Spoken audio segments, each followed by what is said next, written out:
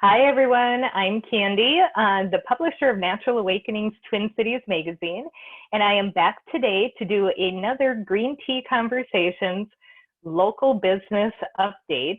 And today we have Nea Clare with us.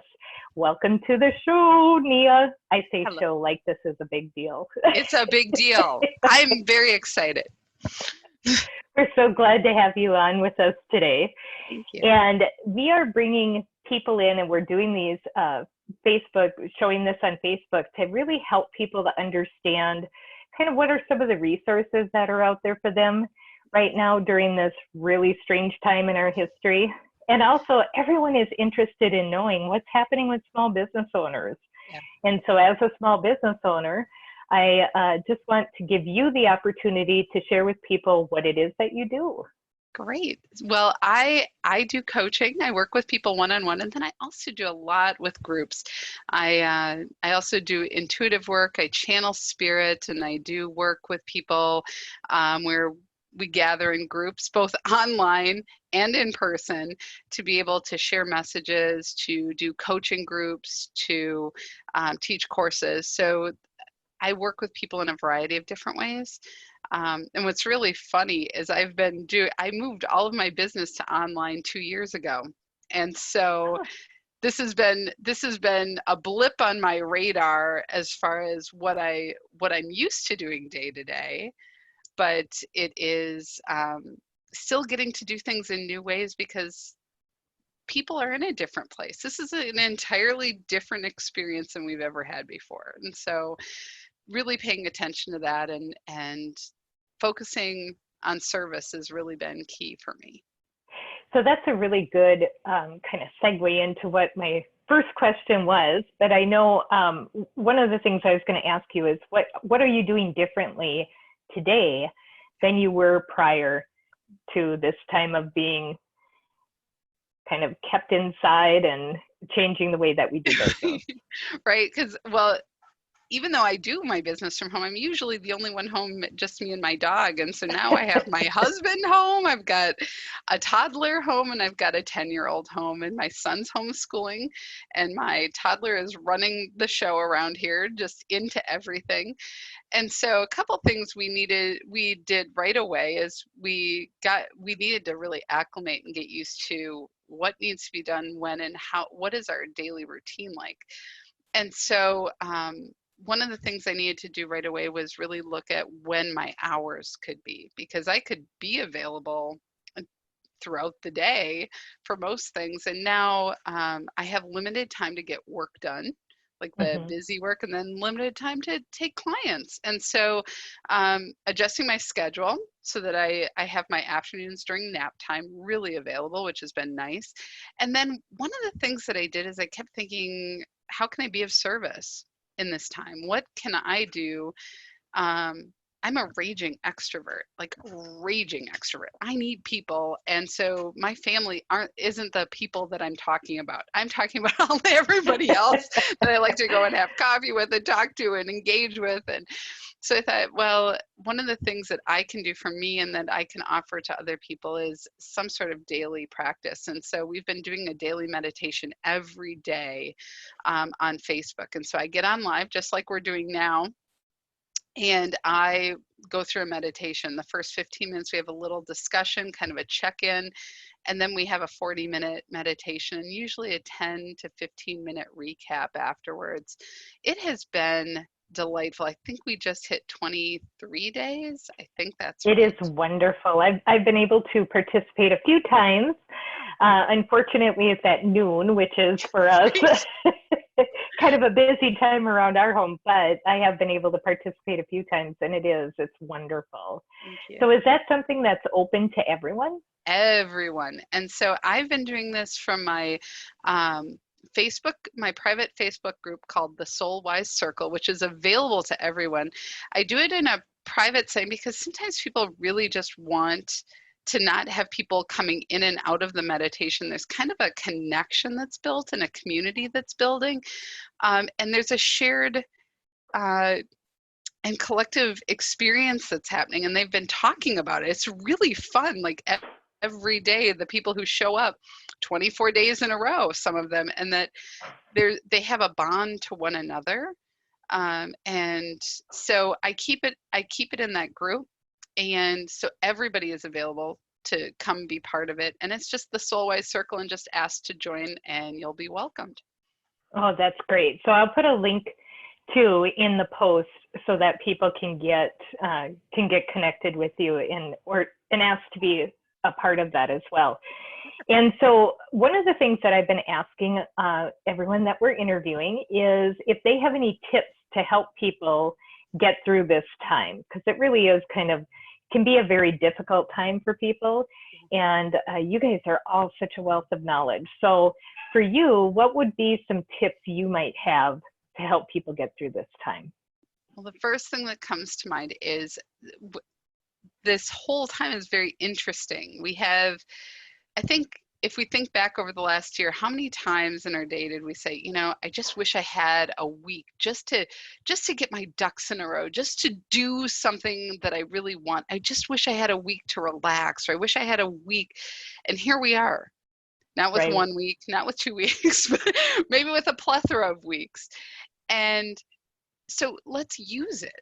Let's use it to start to build routines or start our practices, and to be gentle with ourselves, because we're not used to being in this kind of an environment. The other thing is that really take the time to check in with yourself.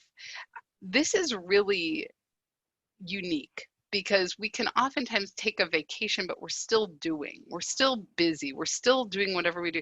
Right now, we're kind of being left with ourselves, with who Yes. we are. And it's both exciting and tender. It is both, and it is uncomfortable and invites growth. So it's all of this. And how do we have the willingness to just be with ourselves a little bit, and just honor what's going on with us in the moment? And then finally, I just think it's like, lower your expectations. Like, I can't even tell you the number of conversations I have with people who are feeling anxious and stressed and worried. As a mom of a 10-year-old, I've got a son who is homeschooling now. Moms, just chill out. Being a teacher was not your calling for most of us, right? And so just be the best parent you can be. Be the best at whatever you're doing. If you're working remotely, don't expect that you're going to have the same productivity. Don't expect that you're going to have the same ease with everything that's going on, and give yourself some grace. I think we tend to operate that I should be able to, and then fill in the blank, and we get so hard on ourselves, and then we're setting bars that we can't achieve. I think make room for fun, make room to kind of treat this as like an experiment. Every day for me has been an experiment thus far. And Really some things is. have been good and some not. And there really is something that we use in coaching a lot, which is we need to quit shoulding all over ourselves, right? Exactly. It's always a good one to remember. It is. And we're so hard, we just like beat ourselves up so badly. And we don't even realize it, because so much a part of our habit. It's a mindless behavior. And here we are, we're giving a chance to maybe reacquaint ourselves with ourselves. Right. Right. So give some space. So I also like, working with the group of people that I get to work with.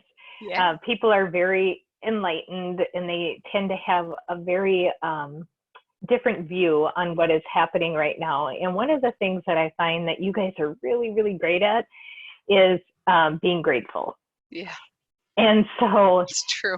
Just to help people kind of remember to look at the things that we're grateful for, I'm going to ask you, what are you grateful for right now?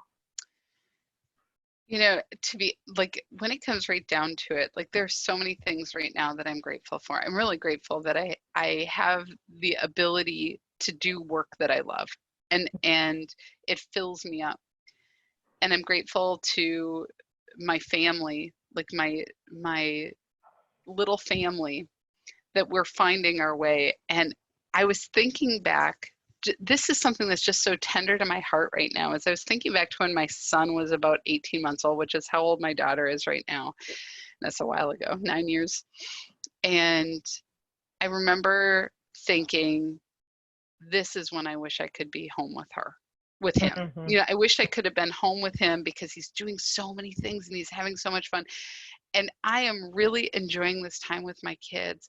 Yesterday we got a badminton set. What? You know, and we're out in the backyard just playing and goofing around and having so much fun. And that or going for walks together or sitting around the dinner table just laughing over what a goofy family we are. And we wouldn't have this kind of time to really acclimate to one another, to have a new appreciation for one another. And so this genie isn't getting shoved back in the bottle. Like, I really am loving having this much spaciousness with my family. And because of that, I am now changing how I work and what gets priority in my life. It's no longer a goal. It's now how I'm acclimating to a new way of being, a new way of living. So I'm really grateful for this opportunity. And I really hope that that's something that we all take away from this, is that, you know, all these things that we get to experience now, we're not going to be, there isn't the opportunity to put that back and to go back to the way it was before, because we've had a taste of it now.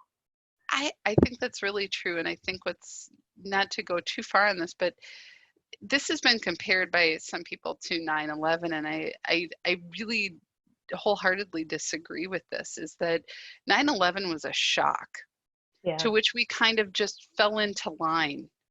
There was not really a conscious decision about how we spend our time or what we're going to do. We were all just walking around kind of in shock and afraid and unsettled and looking for direction. And here we've kind of been walking into this for some time. We have been aware that things need to change, and here we are changing with it. And we are consciously making choices. We are consciously coming to these decisions, and it's not shocking. And that may be part of the kind of not knowing what to do. We don't have a real shock that has caused this. It's actually more like we asked for something. We didn't ask for people to die. We didn't ask for that, but we asked for the break. We asked for awareness. We asked for all of this, and here we have it. So let's use it. Exactly. That is such a great thing to say. So what kind of opportunities do you have available that maybe you can make available to our readers, to the viewers of this? Absolutely. So as I mentioned, the Soulwise Circle, I can't say enough about this. The meditation that we're doing every day, everyone is invited to. It is free. It starts at noon and you can join anytime. We just started a book study that is already underway, but there will be more offerings this way. The other thing that we started last week, I channel a collective consciousness called the How.